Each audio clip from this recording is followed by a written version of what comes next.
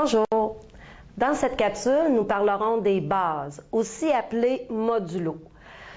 Nous parlerons sensiblement des bases les plus importantes, c'est-à-dire la base binaire, la base décimale, la base hexadécimale. Et ensuite, je vous donnerai quelques exemples pour passer de la base 10 à la base 2, de la base 2 à la base 10, etc. En introduction aux bases, je vais vous expliquer la base 3. Je dessine des éléments. 1, 2, 3, 4, 5, 6, 7, 8, 9, 10, 11, 12, 13, 14, 15, 16, 17. J'ai ici 17 objets. Puisque je suis en base 3, je vais donc utiliser 3 symboles qui sont 0, 1, 2. Je n'utiliserai jamais le nombre 3. Et puisque je suis en base 3, et vous allez comprendre pourquoi. La façon dont ça fonctionne, c'est qu'aussitôt que j'ai 3 éléments identiques, je dois les regrouper. Dans un premier temps, on fait des paquets de 3 éléments. J'en ai 3 ici. Et vous voyez, il me reste 2 éléments tout seuls. Je les garde comme ça. Maintenant, dans tous ces paquets de 3-là, est-ce que je suis capable de regrouper 3 paquets de 3 éléments? Donc, je vois ici que j'en ai 3. Je vais donc regrouper ces éléments-là. Je n'ai pas 3 gros paquets comme ça, donc ça se termine ici. Comment vais-je noter la base 3? On commence par le nombre d'éléments qui sont seuls. J'en ai 2. Si j'en avais eu 3, j'aurais été capable de faire un autre paquet. C'est pour cette raison-là que dans nos symboles, on n'a pas le symbole 3. Ensuite, donc ça, ce sont des éléments tout seuls. Des éléments qui sont regroupés qu'une seule fois, j'en ai 2. Donc, 2 éléments qui sont plus gros et un dernier ensemble ici, que lui, il y a 2 couches. Il est encerclé 2 fois. Les éléments dans cet ensemble-là sont encerclés 2 fois.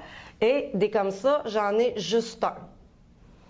Comment on peut comprendre mieux que vaut 122, ceci étant en base 3? On doit travailler avec les puissances de 3, c'est-à-dire 3 à la 0, 3 exposant 1, 3 exposant 2. On se souvient, ici, j'avais 17 éléments. Voyons voir. J'ai 2 éléments de 3 à la 0. Qu'est-ce que 3 à la 0? Alors, on se souvient, ce sont les 2 éléments qui sont ici.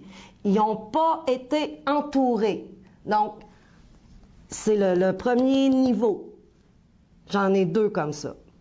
Des ensembles qui ont été encerclés qu'une fois, donc le premier niveau, 3 à la 1, 3 exposant 1 qui vaut 3.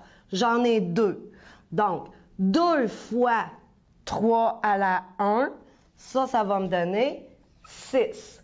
Donc, 2 éléments tout seuls, 6 ici dans ces 2 ensembles-là, j'ai 6 éléments.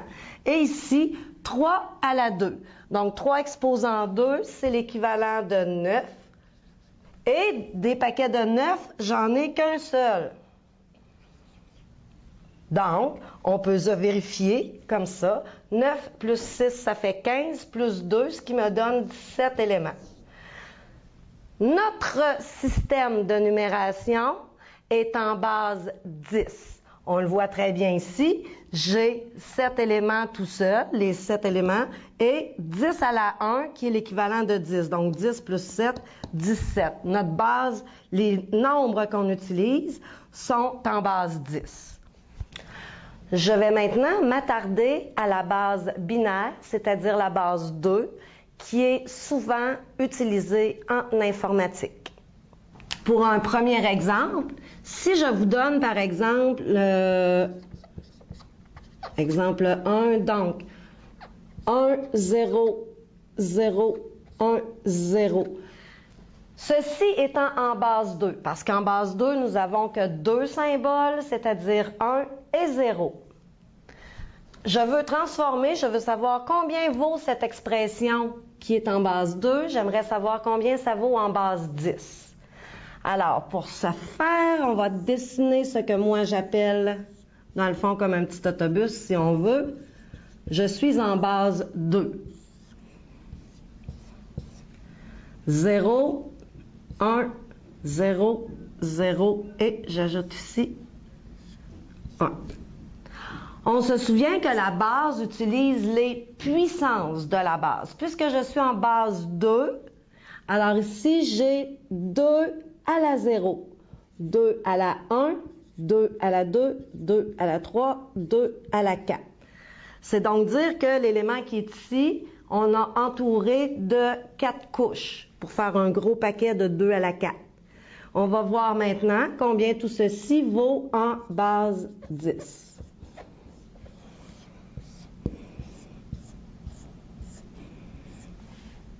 J'ai 0 élément de 2 à la 0. Toute base affectée d'un exposant 0 sera toujours égale à 1. Donc, j'écris 2 à la 0, mais dans le fond, je retiens 1. Donc, j'ai 0 fois 1, ce qui me donne 0 ici, et j'additionne mes différentes valeurs. Ici, 2 exposant 1, ça veut dire, dans le fond, c'est l'équivalent de 2. J'ai un paquet de 2, 1 fois 2 qui me donne 2. À ça, je vais ajouter 2 à la 2, c'est donc 2 fois 2, j'en ai aucun, donc 0 fois 4, parce que 2 fois 2, ça fait 4, ça me donne 0. Même principe ici, 2 à la 3, pour trouver 2 à la 3, je ferais 2 fois 2 fois 2, ce qui me donnerait 8. Là, ici, j'en ai pas. 0 fois 8, ça va me donner encore 0. Et ici, 2 à la 4. Donc, 2 fois 2, 4 fois 2, 8 fois 2, 16. Donc, ici, j'ai un paquet de 16 éléments. À ne pas confondre 2 fois 4. Si je devais calculer 2 fois 4, j'aurais écrit 2 fois 4, ce qui n'est pas égal à 2 exposant 4. Très différent. Ensuite, je n'ai qu'à additionner mes valeurs, 16 plus 2, qui va donc me donner un beau 18 en base 10. Maintenant, faisons l'opération inverse, c'est-à-dire de la base 10 à la base 2. Par exemple, prenons 23. On divise ça en paquet de 2. Pour l'avoir en base 2, on effectue des divisions par 2. Donc, 2 dans 2, il va une fois, 2 fois 2, soustrait, reste 0, descend le 3. 2 dans 3, il va une fois 2, 2, donc reste 1. Je garde le 1. Dans les faits, c'est mon petit élément qui est tout seul, c'est-à-dire que dans mes puissances, 2 à la 0, 2 à la 1, 2 à la 2, 2 à la 3, j'ai un reste ici de ma première division par 2. Ce qui me donne, on considère le reste, ce qui me donne le premier élément ici. Je dois continuer parce que j'ai 11 ici. Ça, c'est en valeur décimale. Je dois transformer toujours en base 2. Je vais reprendre le 11 et je vais le diviser par 2. 11 divisé par 2, on y va. Il rentre 5 fois 2, 10, soustrait, reste 1. Donc, après la deuxième division, j'ai un reste ici. Reste 1, ce qui va faire mon deuxième élément. Je continue. J'ai 5. 5 est en base 10. Je ne peux pas le prendre. On se souvient que les deux éléments en base 2, c'est 0 et 1. Je continue. Je reprends le 5. 5 divisé en 2 peut rentrer 2 fois 2, 4, soustrait, reste 1. Donc, ceci forme mon troisième élément. J'ai 2 ici. Est-ce que je vais placer 2 là? Je ne peux pas, parce que les deux éléments dont j'ai le droit de me servir, c'est 0 et 1. On reprend le 2 ici, on lui fait une division, il y va une fois 2, 2, soustrait, reste 0. Donc, ici, on considère toujours le reste. Ici, j'ai un reste 0, ce qui va me donner l'autre élément ici. Et le 1, lui, maintenant, mes divisions, j'ai terminé car le résultat de la division me donne quelque chose qui est plus petit que 2. Donc, je suis maintenant rendue au 2 à la 4 et j'en ai 1. C'est le 1 qui était ici de ma dernière division que j'ai amené ici. Alors, 1, 0, 1, 1, 1 est l'équivalent de 23 ici en base 2. Donc, la technique ici employée est la même pour en base 3, 4, 5, 8, 12. On emploie la même technique. Donc, si je veux transformer en base 4, je fais des divisions consécutives par 4 en me souvenant toujours que les seuls symboles auxquels j'ai droit, puisque je suis en base 4, c'est 0, 1, 2, 3. Pas plus haut que le 4 pour la base 4. Et c'est ainsi pour toutes les bases. Je vais maintenant vous parler de la base hexadécimale, qui est une base 16. Puisque nous travaillons en base 16, il est évident que nous aurons 16 symboles. Quels sont-ils? 0, 1, 2, 3, 4, 5, 6, 7, 8, 9. Donc, nous avons déjà 10 symboles ici. Nous en avons besoin de 16. Pour les prochains symboles, nous allons faire appel aux lettres A, B, C, D, E et F. Donc, voici de 0 à 9 et de A à F forment les 16 symboles pour la base hexadécimale.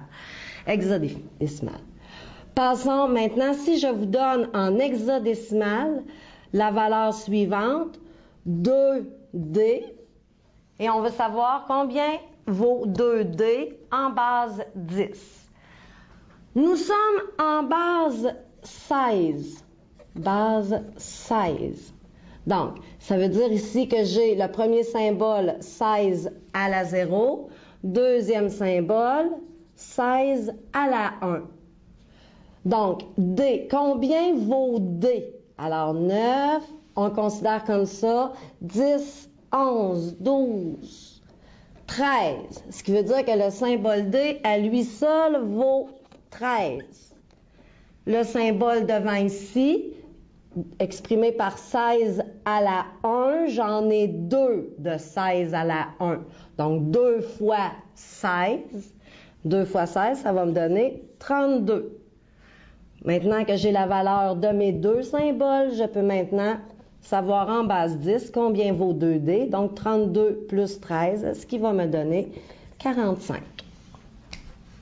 Nous poursuivons avec un exemple qui fait le contraire, c'est-à-dire une valeur en décimale qu'on transforme en hexadécimale. On transforme maintenant 540. Nous allons le transformer en base 16. Donc, on se souvient, pour transformer dans une base, on doit effectuer des divisions. Base 16, on divise par 16.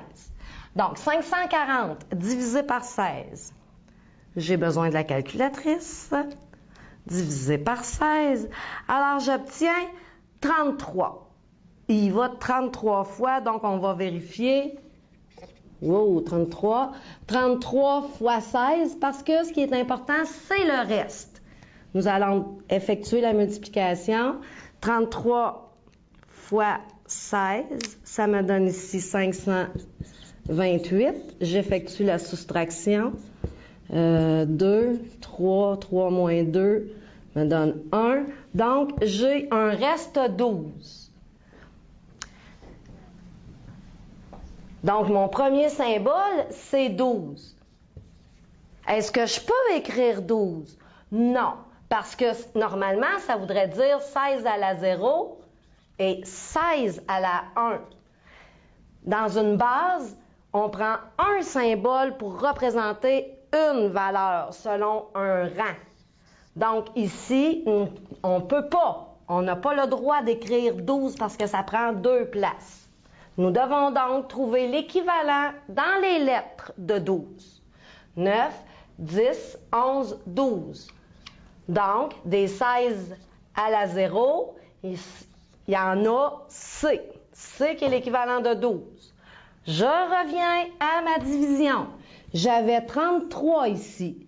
Donc, je ne peux pas écrire 33. Ma base, c'est 16. C'est le plus gros élément qui n'apparaîtra même jamais dans ma liste de caractères. Je fais une deuxième division. 33 divisé par 16. Pas besoin de calculatrice, ça rentre 2 fois. 2 fois 16, 32. J'y fais une soustraction. Reste 1.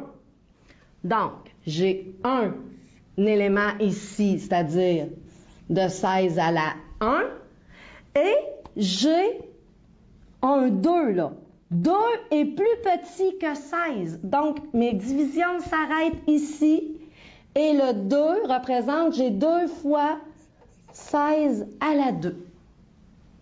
À partir de là, on peut toujours se vérifier, voir si 21C correspond bien à 540. Il s'agit de refaire le calcul à l'envers. Donc, 16 fois 16, qui me donne 256. 256, j'en ai 2. Donc, fois 2, 512, plus 1 fois 16, plus C. Alors, C, on se souvient, c'est 12. Plus 12 ici. Je fais le calcul. 512 plus 16 plus 12. Et j'arrive à 540, ce qui me confirme que ça ici, c'est bon.